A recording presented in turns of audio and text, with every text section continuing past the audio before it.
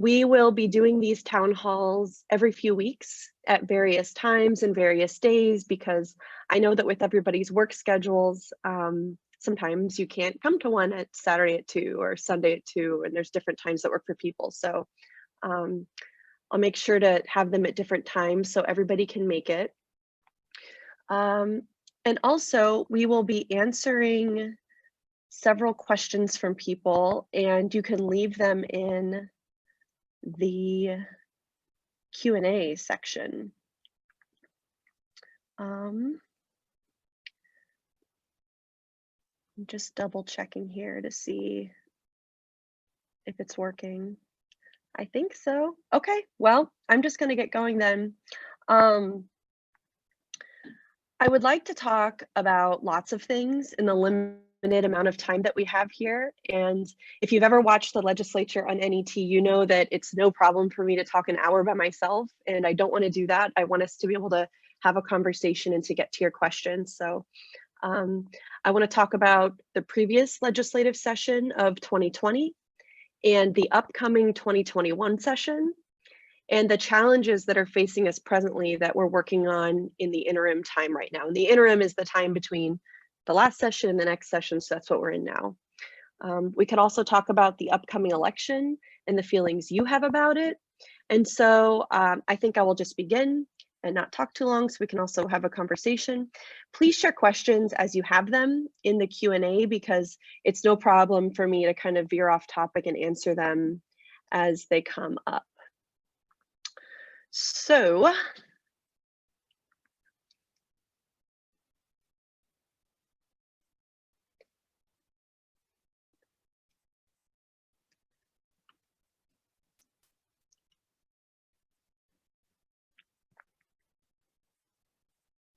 it looks like this is working. Okay, cool. Well, just an update from the past year in terms of the key things that happened in the past year in the legislature. One of the most important things we did this year in the legislature was pass funding for coronavirus response. And we did that early on in session before we took a break. We took a break in March, and then we didn't come back until July. And then we finished the remainder of our session between July and August. So we had kind of a break in there. And during that time, what I was working on is mostly constituent services and working with the governor's office to see what we could do for coronavirus response when the legislature is not in session. So pretty much everything that the state of Nebraska did to address COVID-19 was done through executive orders, was done on the city and municipal level, and through the governor's office since we weren't in session. But when we briefly came back, we passed LB 1198, and we authorized a transfer from the cash reserve fund, and we appropriated about $84 million in order to support efforts to mitigate the spread of the virus. And these funds were assigned to the governor's emergency program, so he can pretty much use all those funds for whatever he wants. And he submitted an outline to the legislature to say, you know, these are the different things that I want to spend the money on. They were appropriated for things like supporting local response efforts, supporting first responders and hospitals, staffing for public health departments, staffing for veterans home and long-term care facilities. Funds were appropriated for UNMC, which has been kind of our nucleus of COVID-19 response, of course, for lab testing, for equipment, for PPE. A problem that we had this session was that the schedule was done in such a way that we were unable to override several vetoes. So there were some bills that got vetoed right at the end of session, and then we weren't able to come back and override the veto. Traditionally, so the Speaker of the legislature sets the schedule.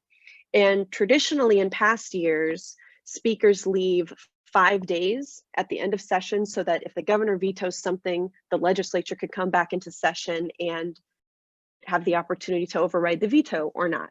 And this year that did not happen. And so I think that was unfortunate because we have the separation of powers, we have these checks and balances on the executive branch.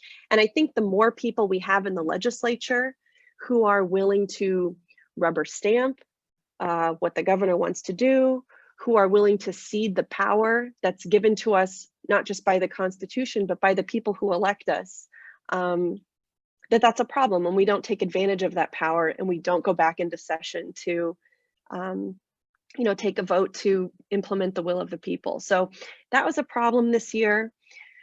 We also had a really rough tone in the body, I have to say, in the legislature. There was a lot of tension. There were a lot of personal attacks. There was a lack of cooperation. And I think that a lot of that was because of tension around coronavirus. There were a lot of competing interests in the legislature. A lot of people wanted to focus on property tax relief, and that's very important, and I take that seriously. But at the same time, I think that we had to respond to the crises of the moment, which is the pandemic. It's the biggest racial uprising that we've had in generations with the Black Lives Matter movement. And what I hear from constituents, whether it's on social media, on the phone, via email, is that constituents want us to take the matters facing us right now seriously. And I think that we failed to do that this year in the legislature.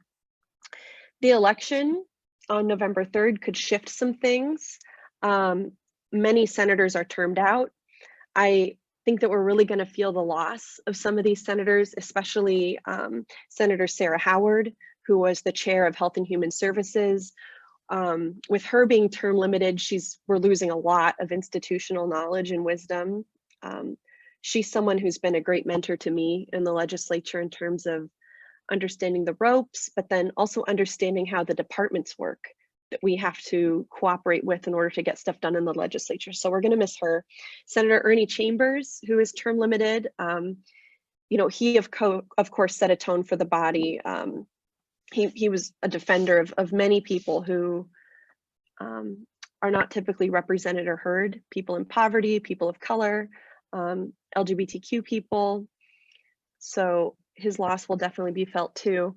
And then also next year, we're likely to have a huge budget deficit to deal with. So we'll have a new speaker, we'll have new leadership, a new executive board, a lot of new colleagues. And I am trying to be hopeful. I'm trying to be optimistic that it will be a more independent body.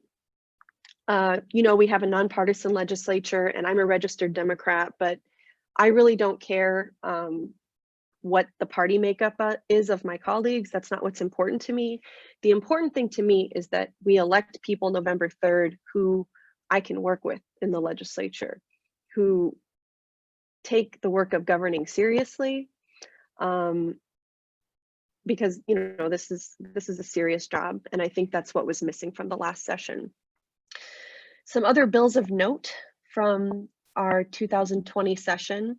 We passed a huge bill for property tax relief and business tax incentives. That was LB 1107. And if you Google LB 1107 Nebraska, you can find all kinds of op-eds and all kinds of news coverage, and you can learn more about what happened with that.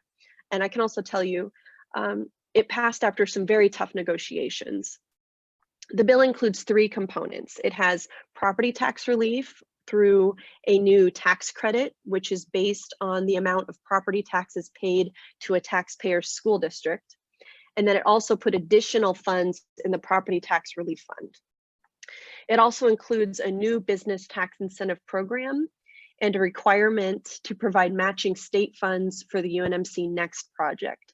This is something that I'm pretty excited about. It's they are building, I'm going to get this like 90% right, but they're building a whole new big facility at UNMC that's going to be like biocontainment, immunology, pandemic treatment, and they actually started working on this before COVID-19. So Nebraska and Omaha potentially could be kind of a worldwide hub for education and research around pandemics and viruses. This is something that I support. I do not think that it should have been included in the big bill.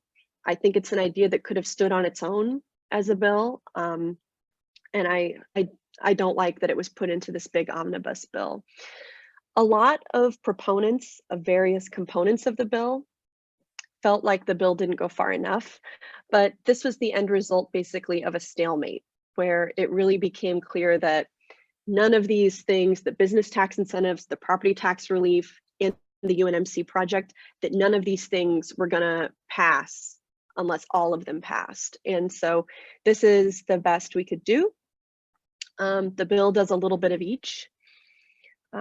We found funds for the bill. It's going to be paid for, and we also have $600 million for military retirement tax breaks. But we were not able to do anything this year for climate change. We had a bill from Senator Patty Pansing Brooks that I really liked that would have created a climate change task force that would be a board in Nebraska that would recommend action for climate change. And that's not something we were able to pass, which was disappointing to me. We didn't do very much for human services, for rent relief, for COVID protections for essential workers, things like that. So that to me was a big disappointment of this year. In terms of some of the bills that my office worked on, there's a few that I'm very proud of. This year, I co-sponsored, I think, over 100 different bills. I have that somewhere, but I co-sponsored lots of bills that I put my name on and I put my back into, and I worked with different co-sponsors of all political affiliations, and we did get a lot of great things done. One thing I'm really excited for our district is we passed a bill to create arts districts in Nebraska. So there's over 300 recognized arts districts in the state of Nebraska, or in the country, and none of them were in Nebraska. Nebraska was one of 2 states, along with Montana, that doesn't have any arts districts at all. And so we introduced a bill to change that. And what the bill does is it requires the Nebraska Arts Council to put together a plan to designate creative arts districts throughout the state. So they're going to be defined by cultural activities, by facilities. These will be places with galleries and theaters and all of the things that make cities and towns fun to live in from a cultural perspective. And there's also kind of an emphasis on historic preservation because we want there to be an aspect kind of recognizing the cultural contributions of the tribes here in Nebraska and the Native Americans that we have here in our state. The bill is exciting because it also creates a competitive grant program that will, cultural districts will be able to apply for this grant, and then they can use that money for things like public art projects or neighborhood improvements, basically whatever they want. And this bill is important to me because it's kind of a gift to Benson, because we know that Benson in our district is like an absolute cultural hub of Omaha. But cities and neighborhoods all over Nebraska are going to be able to take advantage of this. Obviously, North Omaha, South Omaha, around Vinton Street, around 24th and Lake. There's areas in Kearney and North Platte and Norfolk, all over the state is going to be able to benefit from this and hopefully get some grant funds to continue developing their districts. We also passed my priority bill this year, which was LB 962, and it was the Nebraska Fair Pay to Play Act. And what this does is it says that all student athletes in Nebraska, so whether they are a starting quarterback for the Huskers at UNL or they're on the women's golf team at Chadron State, all student athletes will be able to be compensated for their name, image, and likeness. Nancy Skinner, who's a state senator in California, she passed the first bill like this like 2 years ago and maybe 1 year ago. And I followed it online. I saw her on Twitter and she was talking about this bill. And I thought that was really exciting because many people don't realize that when you're a student athlete, the NCAA has regulations that say you can never use your athletic skills or reputation to earn money while you're a student athlete. And that's not really fair. So what we're really doing is taking a conservative principle of, economic freedom and free market rights. And we're saying all student athletes should have the same opportunities that their peers have to monetize a YouTube channel or post a sponsored post on Instagram and participate in the modern economy. So we passed a bill to do that. I'm grateful that it had support from the university. It had support from many of our colleges here in Nebraska, and we are the third state to pass a bill like this in the country. So my hope is that by passing this bill, we will also have, more people, more young people thinking about moving to Nebraska, that colleges and universities will be able to use this as a recruitment tool, basically. I think that a lot of the problems we face in our state, whether it's the need for property tax relief or, the brain drain issues and job creation and stuff like that, a lot of these things can be fixed if we just get more people to move to our state. A lot of it to me is just a population problem. We have young people who move out of Nebraska. We have trouble retaining talent, and all of the legislation that I work on is sort of in an effort to stem that brain drain, increase our population, and hopefully in doing that, increase the quality of life for everybody who wants to live in our state. Some of the priorities we're doing for next year. So a lot of my colleagues, they will introduce 5 or 6 bills, and then some of them will pass, some of them won't, and then the next year they'll come back up and introduce 5 or 6 new bills. My view on it is, if a bill is good enough to be introduced, it's good enough to be introduced next year. So most of the stuff that we're introducing in 2021 is going to be the same stuff that we've worked on before. LGBTQ issues, like conversion therapy, ending conversion therapy in Nebraska, which is shouldn't even be called therapy. It's like the totally debunked practice of trying to change somebody's sexual orientation or identity. For the people who go through this, it can be very traumatic. Dozens of states have already banned it, and I would like Nebraska to be the next. Racial justice bills. We are currently working in the legislature to kind of divvy up and find a home for a handful of different bills that would have contributed to racial justice, like mandatory minimum and sentencing reform, other criminal justice reforms, police oversight proposals, and then also working on the school to prison pipeline. I have a bill called the Too Young to Suspend Act that would prevent kindergartners and preschoolers from being suspended or expelled from school. And many people are surprised to learn that that can even happen. Yes, it happens. And of course, it disproportionately happens to Black children and to children with disabilities. So I have a bill to prevent that from happening. Senator Tony Vargas has a bill that would reform suspension and expulsion rules, which was vetoed. So that's something we can work on again. And then we also need to continue working on the fallout from COVID-19 with evictions, healthcare, food assistance, unemployment. The bulk of our time in my office this year has been spent on constituent services, connecting people with resources for unemployment, for housing, for food security.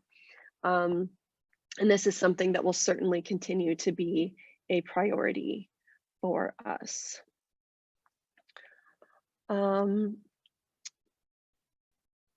So I also want to tell you, I have 2 newish to you staffers in the office. Hannah Murdoch is my legislative assistant and chief of staff, and she is coming to my office from Senator Sue Crawford's office.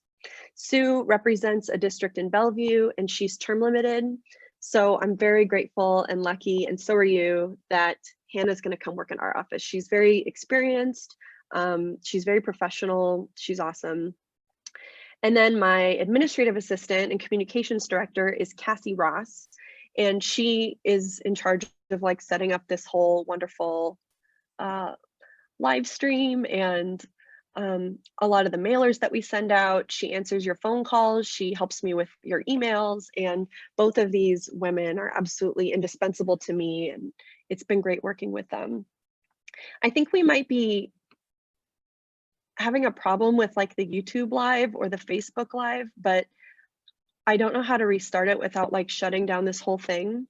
So I'm just going to keep it rolling, and we'll learn from this. And if we have to do something different next time, we can do that. One attendee named Courtney asks, what is the outlook for Senator Tony Vargas's amendment regarding COVID safety at meatpacking plants? Tony Vargas, my colleague, introduced an amendment to a bill this year that would have offered protections for meatpacking and food processing plant workers from COVID-19. We weren't even able to get a hearing on an amendment for something like that. We could not find enough members of the body to support even a hearing so that meatpacking plant workers could come in and tell their state senators what they are experiencing. For me and many of our colleagues, it was one of the most disappointing moments of the session. And it was kind of a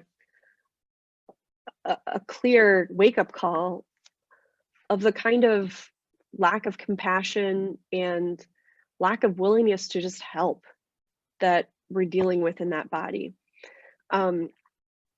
We've been working with nonprofits, with government agencies, with advocates in Nebraska to support meatpacking plant workers since we are out of session and we're unable to introduce new legislation until next year. But next year, I know that Senator Vargas's office is taking the experiences of food processing plant workers very seriously, and I expect that to be a cornerstone of the legislation that he introduces next year, and I'll be there in support of all of it. For Senator Tony Vargas, this is very personal, as some of you know. His family, which lives in New York, they got coronavirus. They were diagnosed very early in like April with COVID-19, and tragically he lost his father. And that's the story of so many people in the United States right now.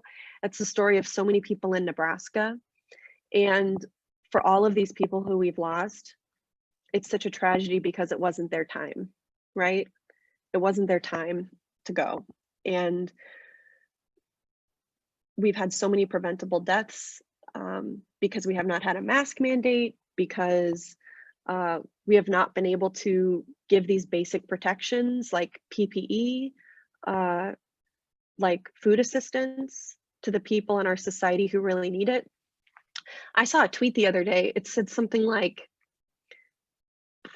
it really stuck with me. This tweet said, like, someone said, we never had a lockdown. We never had quarantine. We had middle class and wealthy people quarantine while working class people brought them things. We had the middle class quarantine while working class people brought them things. And that's something I think about a lot, is how disposable government has treated some of the most essential people in our society, and that we have a lot of work to do in the next year to try to fix that. And a lot of that is going to depend on this election. I know that we're all like very focused on the presidential election. Maybe you're very focused on Congress, but it's important that you also focus on local races.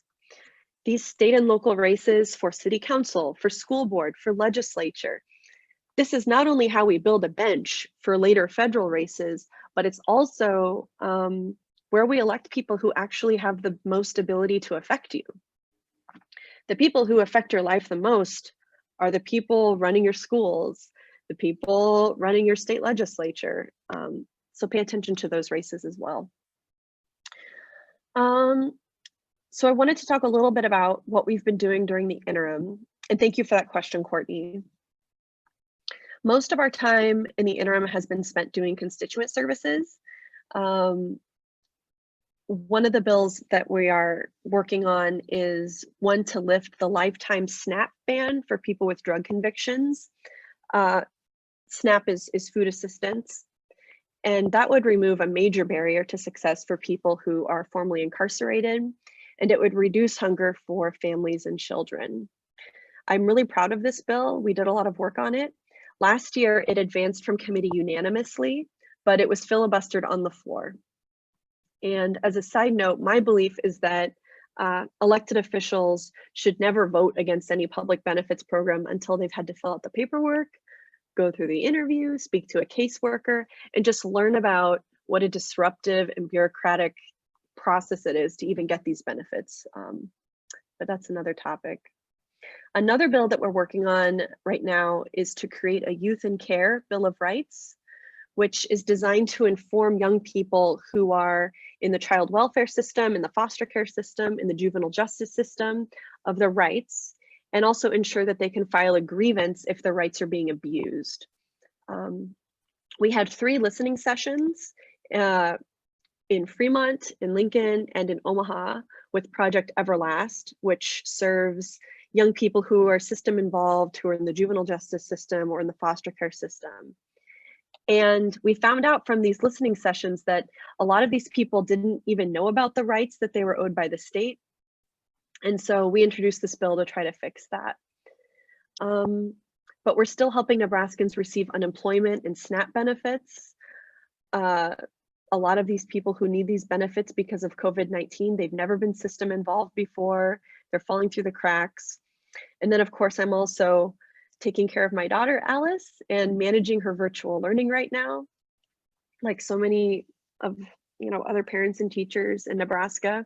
And my hat is definitely off to all of the parents and educators in Omaha who are dealing with balancing work and education and schooling and all the challenges of this pandemic. And my purpose in our office, and then going into the next session in 2021, is to just make all of that easier for you. One of the biggest disappointments as well is that Nebraska, once again, is the only state in the country that hasn't extended federal pandemic food assistance benefits to its people. And those benefits ended in July. So every other state in the country, 49 other states, have extended pandemic food assistance except Nebraska. And all of that, of course, is paid by federal funds. So what the governor is basically saying is that Nebraskans have to subsidize assistance to every single state except our own. And this is the governor's decision. And I have written op-eds that were printed in the World Herald. I have signed on to letters. I have called him myself. And this is his decision. He's firm in his opposition to supporting hungry Nebraskans, and I cannot force him to change his mind. But if this is something you care about, I encourage you to contact the governor's office yourself and tell him that you would support expanding food assistance. I think we have a couple more questions. One question is from, it's either JC or Jackie, and sorry, but they ask, can you please comment on the initiative measures 429, 430, and 431 regarding gaming? So this is about the ballot initiatives that we have on the ballot this year regarding gambling. If you want me to comment on it, so my feelings about gambling are kind of complicated. I'm not a fan of gambling personally. I think that most revenue from gambling comes from redistributing the wealth of working and middle class people. And then we're calling it revenue. So it's a bunch of working class and middle class people who are going to casinos, who are gambling and just kind of moving the money around themselves, when what we really need to be doing is reforming our tax code so that the most wealthy people and corporations in our society actually pay their fair share to support the services and the quality of life that benefit all of us. And that work can be done at the state level, but a lot of that needs to be done at the congressional level. On the gambling initiative, I see both sides of it, especially living in Omaha. We see all the people who go across the river to Council Bluffs to go on the boats and gamble. And we know that that's money leaving our state. And at the same time, we see the problems that gambling can cause in society, although those problems are already here. My main concern with these initiatives and with expanding gambling in Nebraska, it's okay with me, but I want to make sure that we're not letting the bottom fall out for the people in poverty and the working class people whose tax dollars are actually funding a lot of the revenue that's going to come from that, and then that's all going to be earmarked for property tax relief. So to me, what that means is that people who are gambling, many of whom are in need of services themselves, are funding property tax relief for wealthy Nebraskans. So that's like an equation that doesn't work for me. I also think that the legislature should be the body to appropriate the revenue from gambling and not just have it all go to property tax relief. So my feelings about it are kind of complicated. I think it's a moral decision. I think that you need to, I'm not going to tell you how to vote on it. You can think about how you feel about gambling, and you can also think about the economic impact, knowing that so much of our money is going across the river to Iowa and to other states that have legalized gambling. So it's a complicated issue, but I expect it to pass. I think that it will pass and we'll have gambling, and that will bring us more work and more problems to solve, but I'm game for that.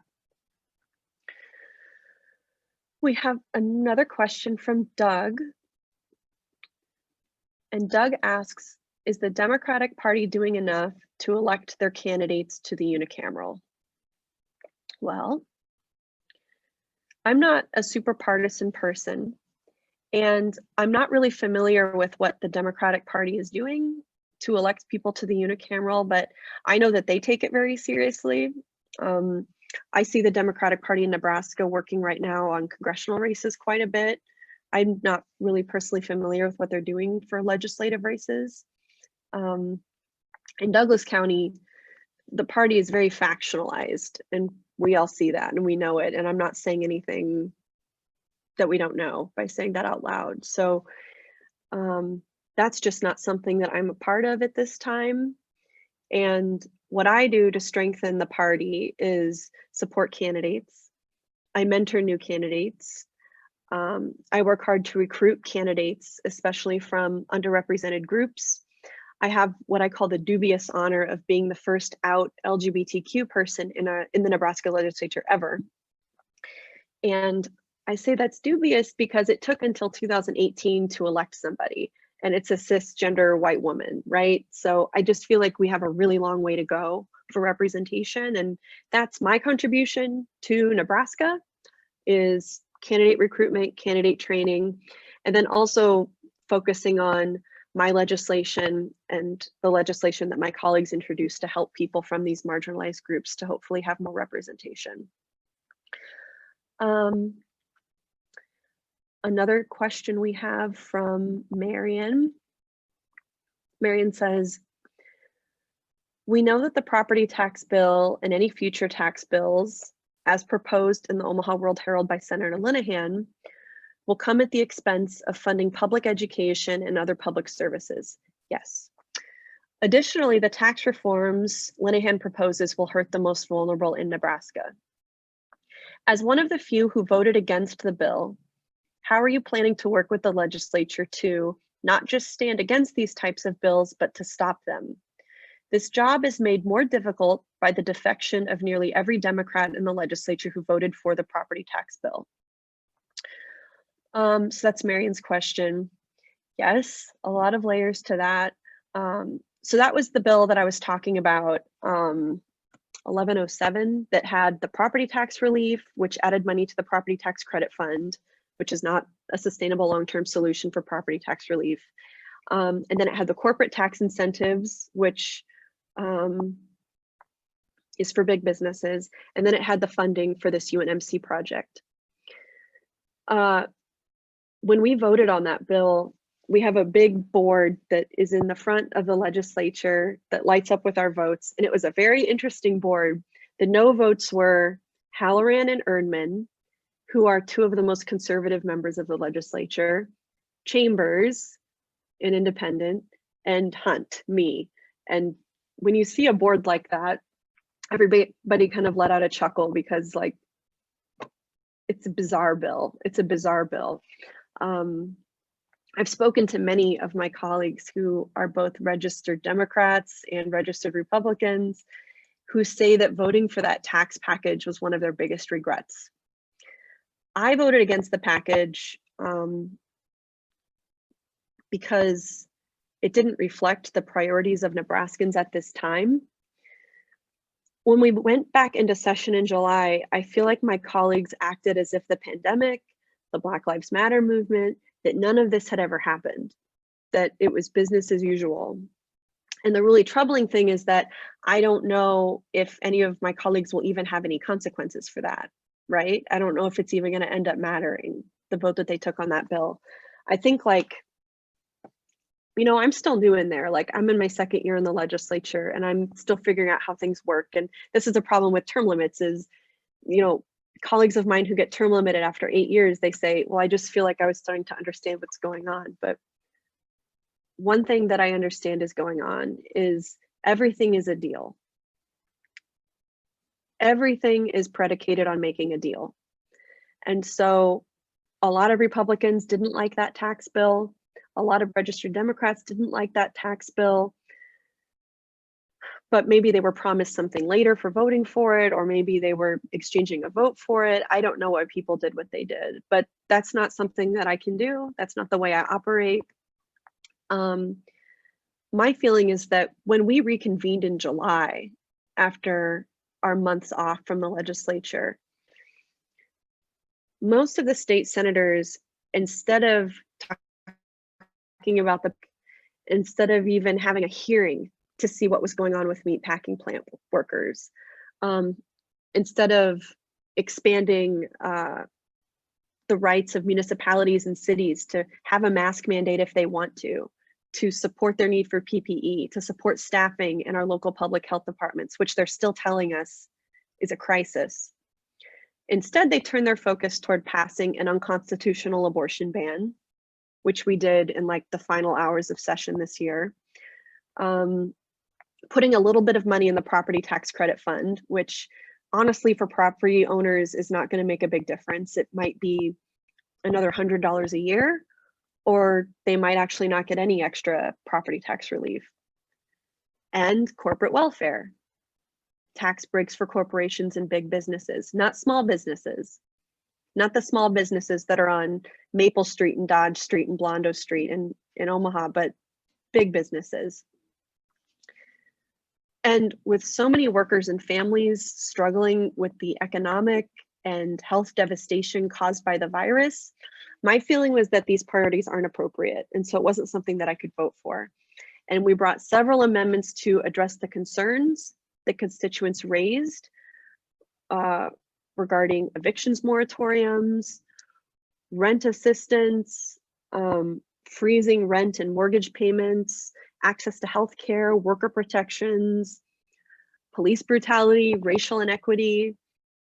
And I wasn't under any like delusions. Like, I knew that a lot of this stuff wasn't going to work, but most of it I felt like wasn't even taken seriously. Like, we didn't even really get to give it a good try. Couldn't even get a hearing.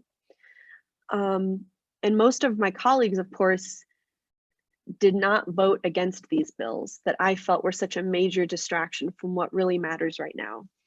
Earlier in the town hall, I mentioned that my priority bill passed this year. And in any other year, this would be like the coolest thing, and I would be so proud, and it'd be so exciting to say that my priority bill passed to allow college athletes to get paid for their name, image, and likeness. Very cool bill. I'm glad we introduced it. Very cool.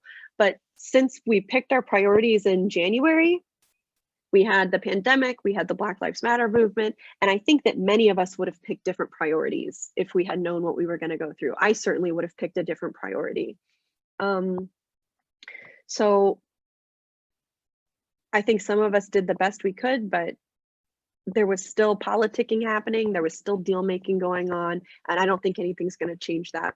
So what I would say is that local elections really matter. Activism, volunteering, and organizing locally is really important, but all of the work that we try to do to make our world a better place won't even matter if we don't elect different people to put better policy into law. Because as a society, we have to do more to support, we need employers to support families with children. We need to help fill in the cracks with that. We need direct aid to families that Congress needs to pass. We need to support our essential service workers.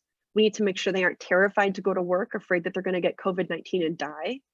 And we need a cultural shift so that the burden of all of this career disruption isn't affecting women and people of color even more than it already is. So these are priorities that I've always had, that I campaigned on, that I thank you for electing me to work on, and that I will continue to work on with colleagues next year.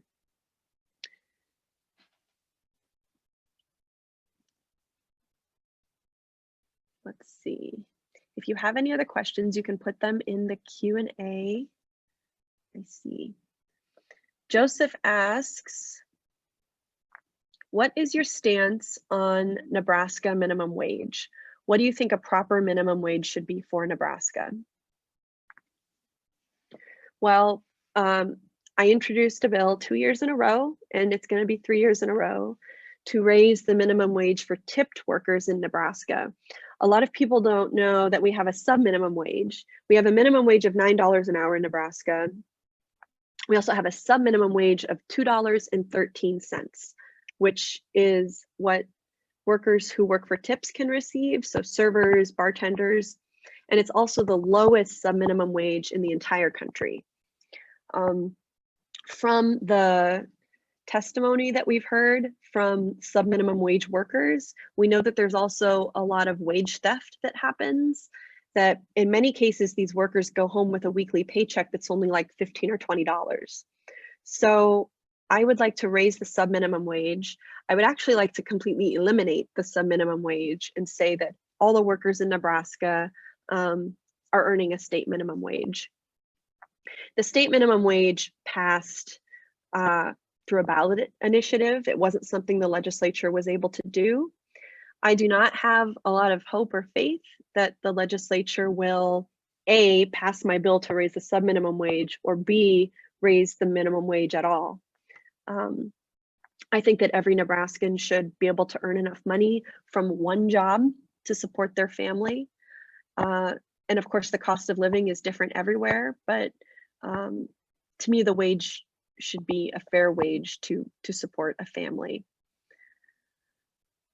Tanya asks, I know several people, including myself, who had a hard time finding good information about judges on the ballot. I couldn't really find any information other than maybe a recent case, if that. Is there a good way to find more information in the future? Or is there something we can do to put that information out there? That is a great question. And that's a question I get a lot around election time, is what do we do about the judges? So the State Bar Association has a website where you can see how attorneys in Nebraska have rated judges. And some judges actually have like pretty low scores, and it makes you wonder, you know, what did they do? So I usually look at that, and then I Google those judges to see if there's news stories about them, things like that. It's one of those things on the ballot that I really think you have to do your own research. I generally vote to retain judges as a rule, unless a judge has done something like super racist or super bigoted or super ethically irresponsible. And one reason for that is people need to be aware that the governor appoints judges. So if a judge were to not be retained in Nebraska, Governor Ricketts would appoint their replacement. So that's something that I keep in mind, and I ask others to keep in mind as well. Oh, Dale has a question.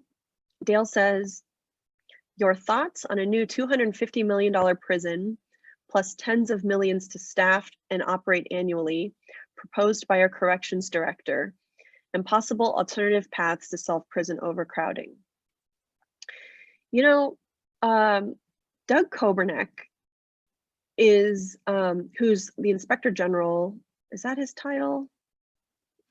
My internet is like so slow, I'm not gonna look it up right now, but Doug Kobernick is kind of my go-to guy on these types of questions. I am against building a new prison, and I can tell you why. Our prisons are super, super, super overcrowded, right? We have like one of the highest overcrowding rates in the country other than Alabama or something. So we know that we have a problem here that needs to be addressed. But we also have a staffing problem. We do not have enough staff to work in the corrections and in the prisons that we already have in Nebraska. So when we talk about building another $250 million prison, which would be the largest prison in the state, who is going to staff that? Like, we have a brain drain problem in this state. Like, how are we going to get all the workers to come in and work in this prison? And this is something that, you know, people who work in corrections and people who have more expertise in this area than I do, they say the same thing. If we are going to build anything, I think that we need to look more at drug treatment. A lot of people who are in prison are not there for violent offenses, they're there for drug offenses. And these are things that can be solved in other ways. We also have Omaha Community Corrections, which is really, really overcrowded.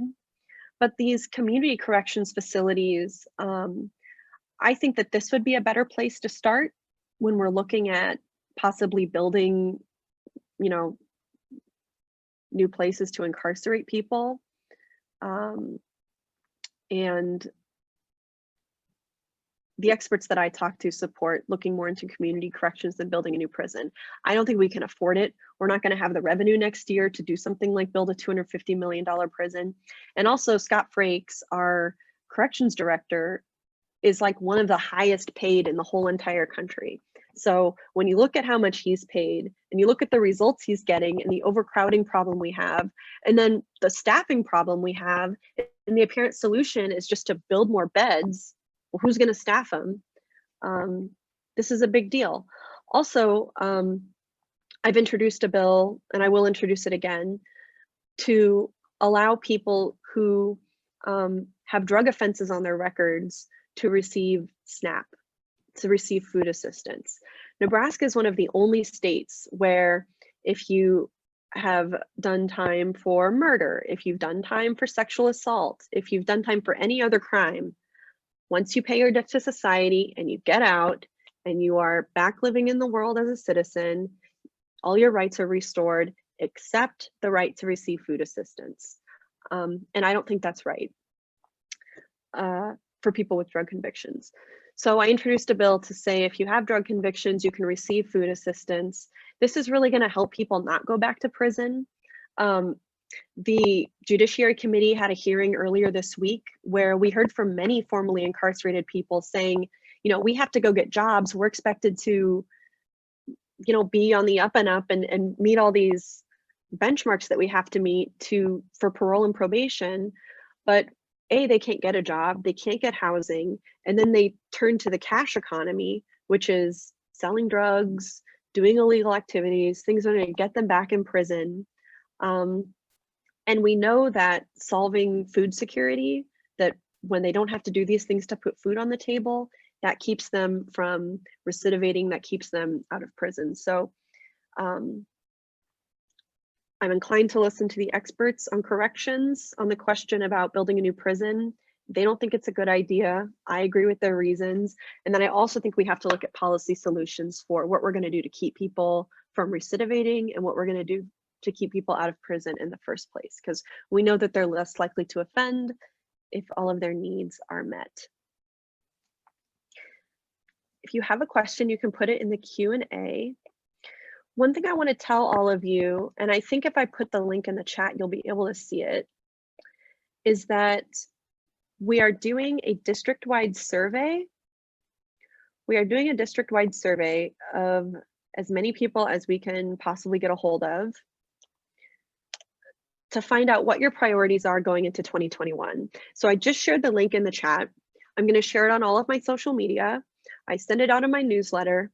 And then in my office, we are able to send out 1,000 pieces of mail a month. So we've been sending out in kind of waves of 1,000 a month, the survey as well. It's very important to me that you either fill out the survey or you reach out to my office in some way to give me feedback. It really helps me serve you better if I know what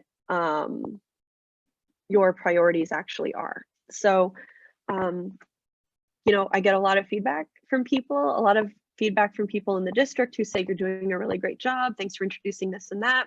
A lot of questions. And I also get a lot of negative feedback, and that's fine too, because that comes with the job and I need the negative feedback in order to respond to what it is your priorities are.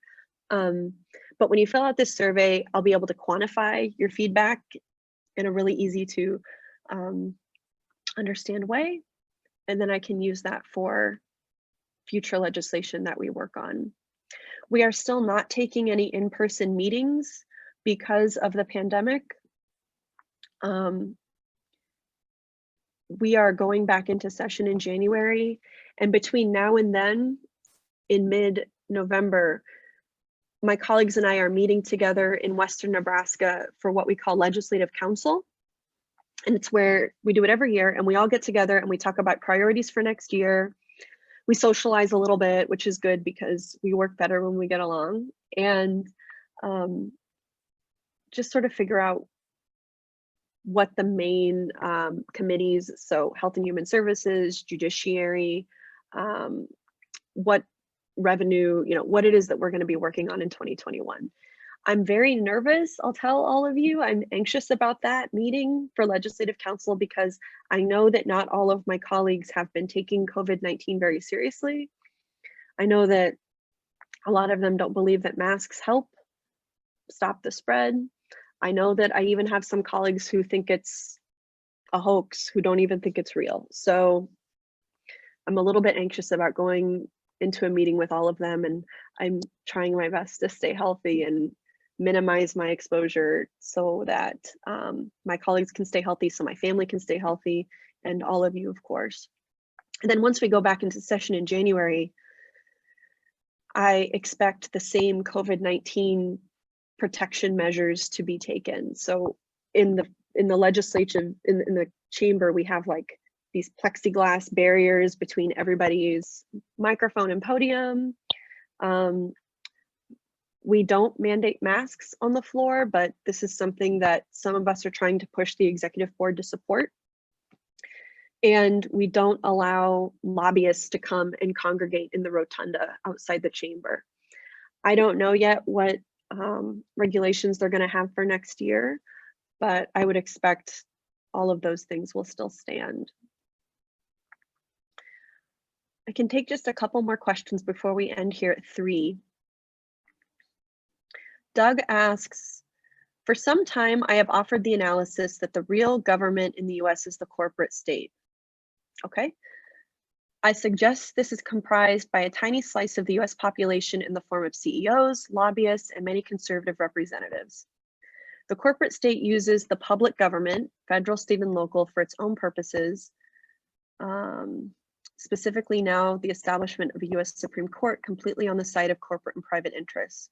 Even now, we see the extent of the party of the corporate state, the Republican Party, willing to suppress the vote and delegitimize the current voting process. Democrats, who are also bought, are part of this as well. Is this a useful analysis or too agitational? Is this useful or agitational? Can it not be both? Sometimes, controversial opinions are true. Nobody can deny the impact of corporate money on politics. And you can see the cycle in real time where big business, wealthy people, corporations, they fund people who become politicians. Sometimes it's their employees, sometimes it's their own management, people they know who will vote in their interests. And these people end up in state legislatures, they end up in Congress, they end up with lifetime appointments in our courts. And yes, that definitely happens. And that's why I reiterate and I continue to press my obsession with state and local government, because there are not a lot of incentives to run for office. You are under a very scrutinizing spotlight. Your family can be targeted. You don't make any money. In the legislature, we make $12,000 a year and we work all year. I do anyway, we do, my office does.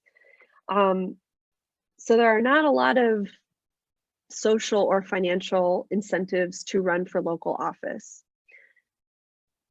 That's why I say, if you are somebody who is a public school parent, who is a local small business owner, who is a regular neighbor in the district, and you're thinking about running for office, you probably should.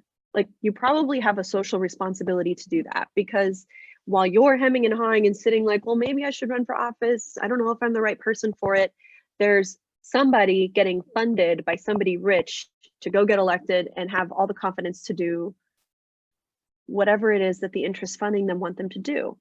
So you have to have that confidence, and you have to say, you know, we need elected bodies to reflect the people they serve. And one of the highest compliments that I can receive from constituents is, I don't always agree with you, or we differ greatly on this issue or that issue, but I know that you're not going to lie to me.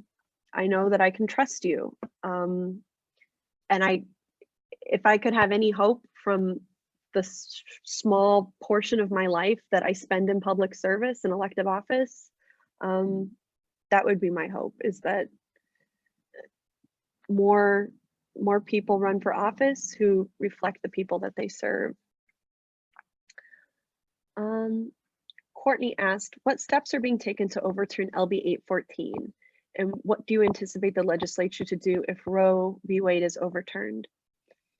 LB 814 is a law that we passed this year that bans dilation and evacuation procedures, which is the most common form of abortion after 9 weeks. So, you know, in many cases, there's a fetal diagnosis, there's a danger to the life of the mother, and in conversation with their doctor, the patient decides this is the right course of action. And now in Nebraska, that procedure will no longer be legal. There are other procedures that remain legal to terminate a pregnancy after 9 weeks. Those procedures are not always as safe. So when my colleagues talk about being pro-life, being concerned about the health of the mother, things like this, the hypocrisy concerns me, because what we just did was outlaw what for many patients is the safest method of abortion. So what we're doing is we're now, you know, sending these patients into situations where they could have much more serious complications. They could have consequences for their fertility. And Nebraska patients, many of them are going to be forced to go out of state for treatment that they need for their health. If Roe v. Wade is overturned in Nebraska, abortion will be illegal in Nebraska. Many states are taking measures to enshrine abortion protections in their state constitutions. In Nebraska, that's not politically possible. So if you are a reproductive rights advocate, if you are someone for whom this issue is important, I would encourage you to reach out to the Women's Fund, to Planned Parenthood of the Heartland, to I think it's called Yellow Fund. There's different abortion funds around the country that work at the state level. And that's who I would encourage you to reach out to. Advocates on the inside, of which I am one, we've been prepared for Roe v. Wade to be overturned for a while. And so we've been building infrastructure and networks to support patients who are going to need abortion care if Roe v. Wade is overturned. And it's increasingly looking like that is going to be what happens, unfortunately. We are out of time. I want to thank all of you for being here. I see from the attendee list that like many of you hung in here with me and listened to the conversation, submitted your questions. Please email me some things. So I will type it into the chat box here. mhunt@ledge.ne.gov. On Twitter and Instagram, I am Nebraska Megan. Please reach out to me if you have a question that I didn't answer. And I would also love your feedback on how this went.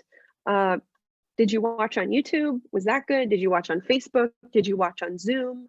I know that we intended to have closed captioning here, and that didn't end up working. That was like a problem that I couldn't fix. And so next time we'll make sure that that's fixed so that more people can be included in the conversation.